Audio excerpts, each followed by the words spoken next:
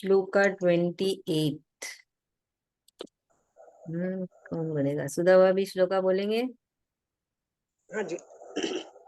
तत्ववित्तु तत्त्ववितु महाबाहो महाबाहो गुणकर्मा गुणकर्म विभागयो भागयो गुणागुणेषु गुणेषु वर्तन्त वर्तन्त इति मत्वा इति मत्वा न सज्जते। न सज्जते। Thank you. यहाँ पे कृष्ण भगवान जी बता रहे हैं कि जो ज्ञानी है, जो योगी है, ज्ञानी कौन है? जिसको अभी तक गीता का ज्ञान हो गया, जो समझ गया कि कृष्ण भगवान जी हमें क्या समझाने की कोशिश कर रहे हैं। तो जो वो ज्ञानी हो जाता है, जब उसको ज्ञान मिल जाता है तो इंसान ज्ञानी हो जाता है। तो हर कोई ज्ञानी हो सकता है जब उसको ज्ञान मिले, वो ज्ञान प्राप्त करे, उसको समझे और अपने जीवन में उतारने की पूरी कोशिश करे।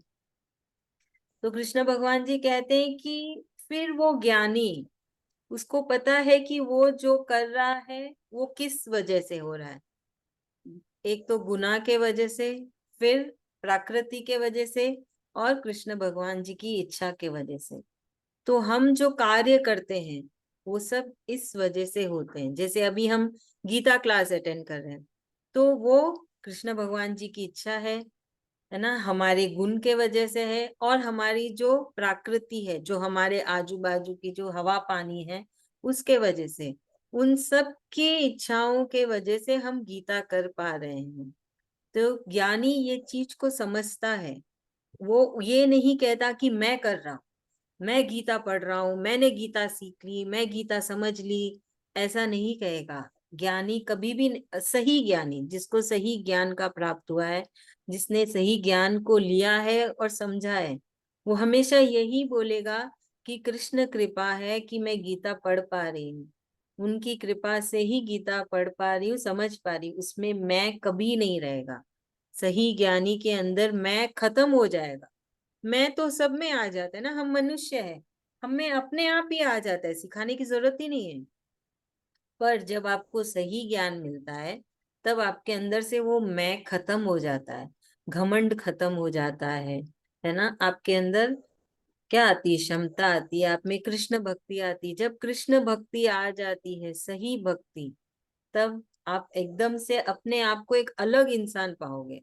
तो वो यहाँ पे भी कृष्ण भगवान जी यही कह रहे हैं कि वो ज्ञानी सिर्फ कर्म कर रहा है, मुझ पे ध्यान लगा रहा और कुछ भी चाह, इसके अंदर कोई भी चीज की उम्मीद नहीं रहती है ना। उम्मीदों के वजह से ही तो हम निराश होते हैं, है ना। अब ये कहीं किसी के घर जाते हैं, ठीक है, आपको बहुत, अगर आप बहुत सारी उम्मीदें लेके जाते हो तो क्या होता है? आप निराश लौट के आते हो। क्यों?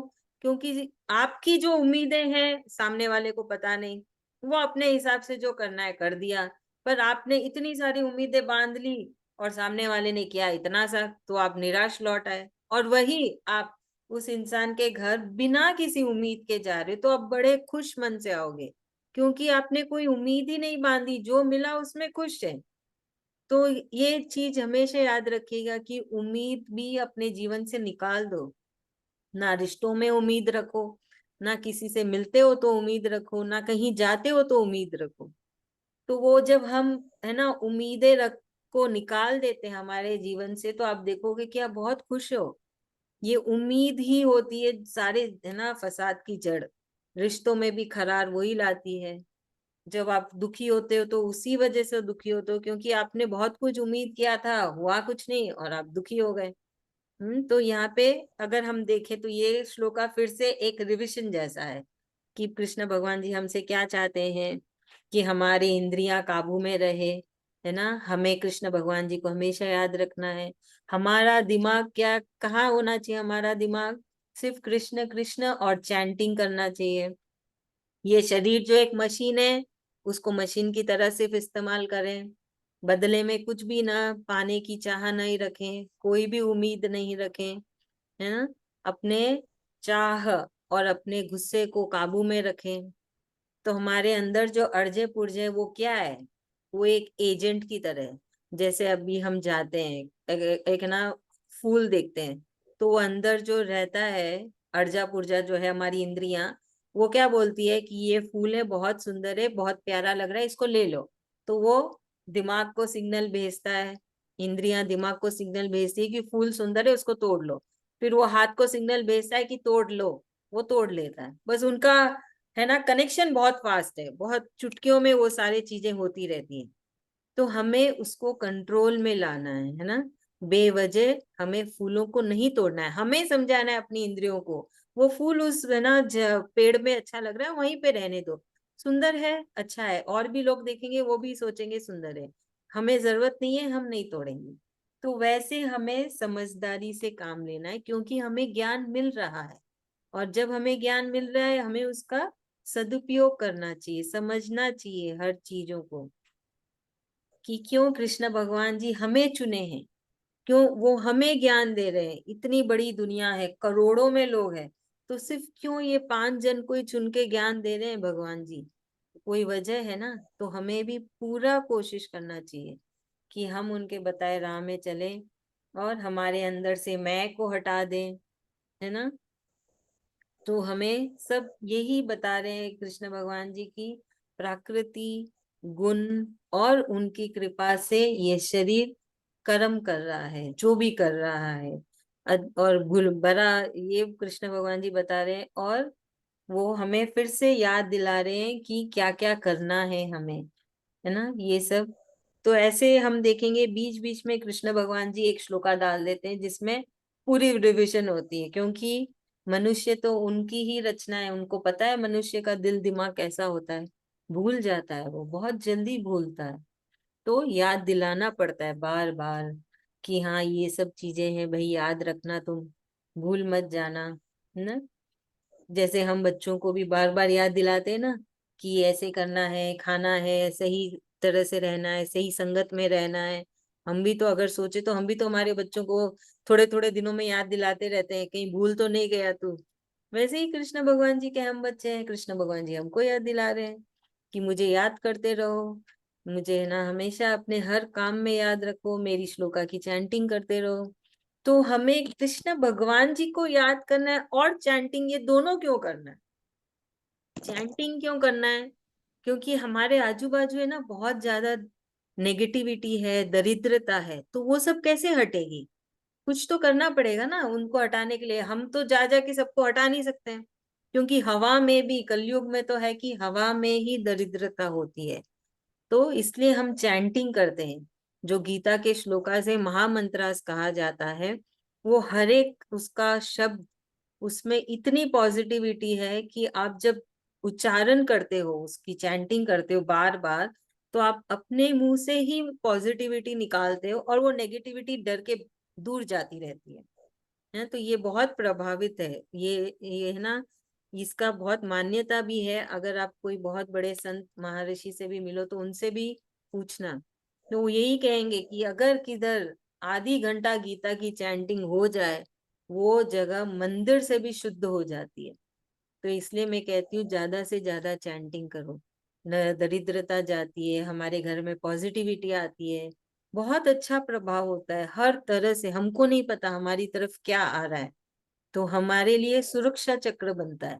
जब हम चैंटिंग करते हैं ना, हमारे लिए सुरक्षा चक्र बनता है, हमारे परिवार के लिए, हमारे आजू बाजू के लिए, है ना। कितने जीव होते, छोटे छोटे से जीव चलते रहते हैं, उनको भी अच्छा जीवन मिल जाएगा, कि हम उनको मोक्ष भी मिल सकता है। तो है ना, ऐसा है ना कि आप पता भी नहीं और आप अच्छे कर्म भी कर लिए। तो इसलिए चैंटिंग जरूरी है, और भगवान को हमको को याद करना है, क्योंकि उनसे तो हमें रिश्ता बनाना है ना, उन्होंने हमें चुन लिया, अभी अभी हमको वापस से उनको देना है कि नहीं, कि हाँ आपने मुझे चुना है, बहुत बहुत धन्यवाद, अब मैं भी आपके साथ हमेशा रहूंगा, आपको हमेशा याद करता रहूंगा, क्योंकि उनका कोई रूप नहीं है ना, वो तो एक एहसास है। कृष्ण भगवान क्या है, एक एहसास है। हम वो तो चल के आएंगे नहीं ऐसे वस्त्र पहन के, सुदर्शन चक्र लेके, ऐसे तो दिखेंगे नहीं। वो एक एहसास है, जिनको हमें उनको एहसास करना है, वो हमारे बाजू में ही बैठे हैं, है ना, हमारे अंदर बैठे हैं। तो भगवान जी क्या कर रहे हैं, मैं अंदर ही बैठा हूं, पर तुम इतने, है ना, इतने बिजी हो कि तुमको पता भी नहीं है मैं तुम्हारे अंदर बैठा हूं। तुम इधर भाग रहे हो, उधर भाग रहे हो, ये कर रहे हो, वो कर रहे हो, और मेरी तरफ तुम ध्यान ही नहीं दे रहे हो। तो वही हमको उनकी तरफ ध्यान देना है। तो हम हमारा कर्म करते करते भी उनकी तरफ ध्यान दे सकते हैं और उनको महसूस कर सकते हैं, और फिर उनके साथ एक रिश्ता बना सकते हैं। तो इसलिए कृष्ण भगवान जी को याद करते रहना है और चैंटिंग करते रहना है ना। तो ये दोनों साथ साथ चलनी चाहिए, और बहुत आसान है, बहुत ही आसान है। आप इस जीवन में पूरे संसार के सुख भोगते हुए ये सब कर सकते हो, है ना। ऐसा नहीं है कि आपको संन्यास लेना है, सब कुछ छोड़ छाड़ के चले जाना है, कुछ नहीं करना है।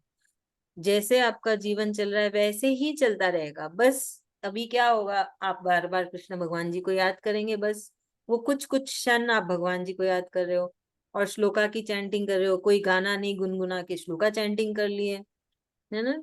तो वैसे थोड़ा सा अपने, आपका जो डेली रूटीन है उसको थोड़ा सा बदल के ऐसे आप कृष्ण भगवान जी से जुड़ सकते हैं। तो चैंटिंग जरूर करना बहुत सारी, उससे बहुत अच्छा रहता है। हमारे यहाँ से दरिद्रता जाती है ना, बुरा साया जाता है, बुरे लोग भी हमसे दूर होने लगते हैं। चाहे कितना कोई भी बुरा चाह ले आपका, वो कुछ नहीं कर पाएगा जब आप चैंटिंग करोगे बहुत सारी। ये मेरा खुद का अनुभव है। कोई कितना भी बुरा सोच ले, चाह ले, बहुत कुछ कर ले, पर कुछ भी नहीं होगा, आपका बाल भी बांका नहीं होगा। जैसे अर्जुन की रक्षा की थी कृष्ण भगवान जी ने महाभारत में, बहुत तीर चले थे अर्जुन की तरफ, अर्जुन को एक खरोंच तक नहीं है। तो कहाँ गए सारे बाण, सारे बाण कृष्ण भगवान जी ने खुद पे ले लिए। भगवान जी पे इतने सारे बाण गए पर अर्जुन को एक खरोंच तक नहीं है। तो वो अर्जुन बनिए, तब देखिएगा कैसे कृष्ण भगवान जी हर पल आपकी रक्षा करते हैं, है ना। क्योंकि ये तो संसार है, अच्छे लोग भी हैं, बुरे लोग भी हैं। भगवान ने तो ऐसे ही बनाया ना कि अच्छे भी रहे, अच्छाई भी रहेगी, बुराई भी रहेगी। तो अच्छाई को बुराई से अपने आप को बचाना है। तो ये बहुत ही सरल तरीका है कि अपनी सुरक्षा करवाएं कृष्ण भगवान जी से, खुद कृष्ण भगवान जी से, और बहुत आसान भी है। ठीक है, आज की क्लास यहीं खत्म होती है। हम कल फिर से मिलेंगे 3 बजे। Thank you so much. बहुत सारी चैंटिंग करिएगा। श्री कृष्ण। श्री जय कृष्ण। श्री श्री कृष्ण। कृष्ण। श्री कृष्ण। धन्यवाद आपको बहुत बहुत। Happy Guru Purnima. Pinky. Thank you बुआ जी, happy Guru Purnima. Happy Guru. Thank you so Pinky. Much. तमेव माता च पिता तमेव तमेव तमेव बन्धु सखा तमेव शरणं तमेव तमेव सर्वं बन्धु मम। देव थैंक